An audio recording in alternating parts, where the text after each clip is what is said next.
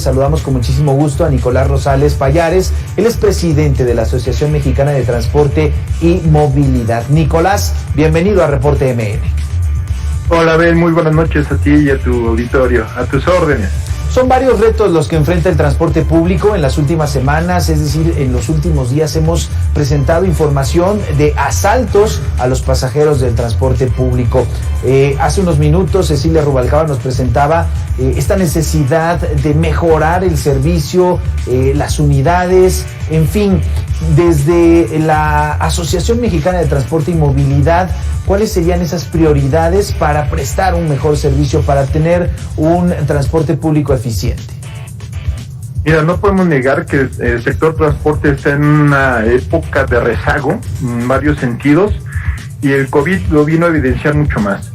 Necesitamos modernizar la flota, pero no únicamente modernizarla, sino también cambiar los modelos de operación del hombre camión que vemos en muchas partes del país, a empresas de transporte que sean más articuladas, que implican un cambio en la estructura, tanto de operación, mantenimiento, administración, y que permitan tener una mejor prestación del servicio enfocado en el usuario. Ese es el principal reto, y también, obviamente, los temas de seguridad vial, seguridad de las personas dentro de las unidades, el tema de medio ambiente y el uso de información para la mejora del transporte son los grandes retos que tenemos en este momento.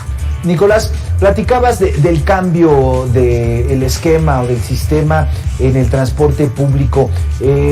Desafortunadamente no es un tema nuevo el plantear estas iniciativas que por supuesto de concretarse traerían un gran beneficio, pero ¿cómo llegar a ello y quién tendría que ser el encargado? ¿Hablamos de la autoridad o hablamos de los concesionarios?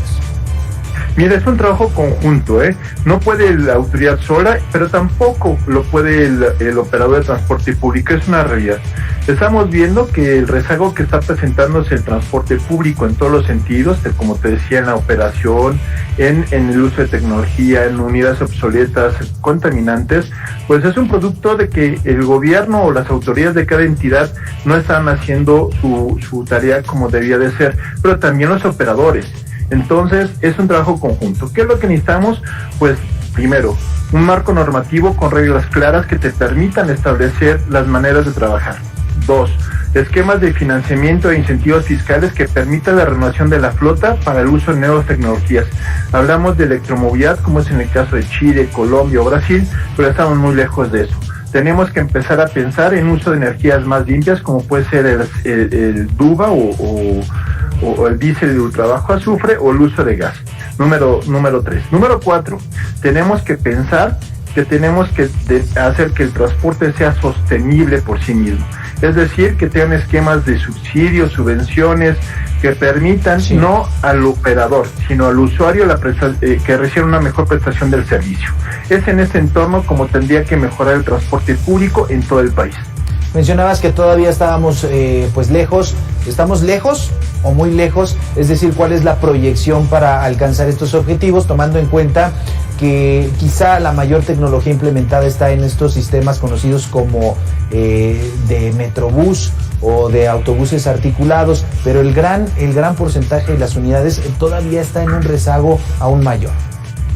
Mira, toma en cuenta que el BRT es un modelo, como se le conoce al Metrobús, el BRT es un modelo muy moderno que ha funcionado en gran parte del país, pero también tenemos que ser claros, no es la única solución. Tenemos que buscar por nuevos modelos que permitan acondicionarse a las condiciones de las ciudades que tenemos.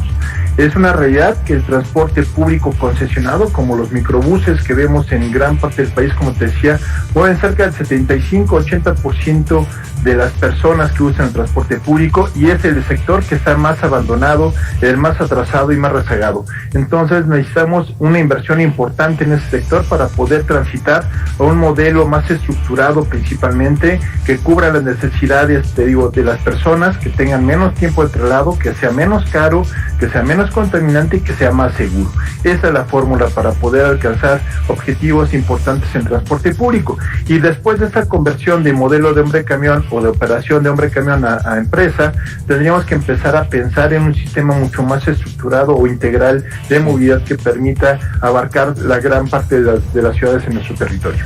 Platicamos esta noche con Nicolás Rosales Pallares, él es presidente de la Asociación Mexicana de Transporte y Movilidad. Importante, Nicolás, esta fórmula que planteas en el Valle de México y quizá en algunas otras zonas del país pudiera sonar complicado, pero pues llamar ese compromiso de las autoridades y los concesionarios para hacer realidad esta propuesta. Nicolás, muchísimas gracias por estos minutos para Reporte M. No, al contrario, Bel, a ti muchísimas gracias y muy buenas noches. Buenas noches, Nicolás.